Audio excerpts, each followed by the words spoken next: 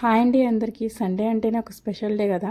ఈ సండేకి మేమైతే గారా విత్ చికెన్ కర్రీ అయితే టిఫిన్ అయితే కంప్లీట్ చేసామండి. నెక్స్ట్ వచ్చేసి పలావ్ అయితే రెడీ చేస్తున్నాము. ఈ పలావ్కి కాంబినేషన్గా అయితే చికెన్ అయితే కుక్ చేసామండి.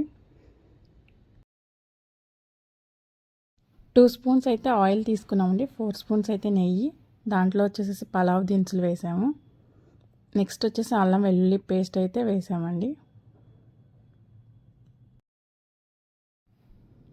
ఇప్పుడు వచ్చేసేసి కొంచెం పచ్చిమిర్చి యాడ్ చేసాము. మొత్తం కూడా ఒకసారి ఫ్రై అయ్యే వరకు పేస్ట్ పచ్చివాసన రాకుండా ఉండటం కోసం మొత్తం కూడా ఒకసారి కలుపుకోండి.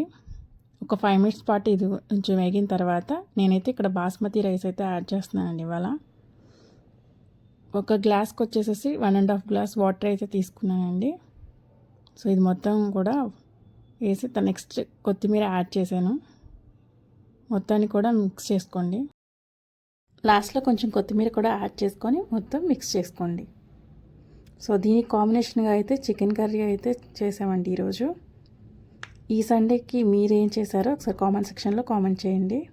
సో దసరా నవరాత్రులు అయితే స్టార్ట్ అవుతున్నాయి కదా. ఈ 10 డేస్ అయితే నాన్ వెజ్ అయితే ఎవరూ తినరు కాబట్టి ఈ వీక్ అయితే సండే చికెన్తో ఇలా ముగించేసామండి.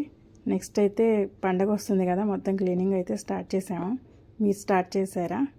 సో ఈ బ్లాగ్ ఎలా అనిపించింది మీకు కామెంట్ సెక్షన్లో కామెంట్ చేయండి. కొత్తగా చూసే వాళ్ళైతే సబ్స్క్రైబ్ చేసుకొని లైక్ చేయండి.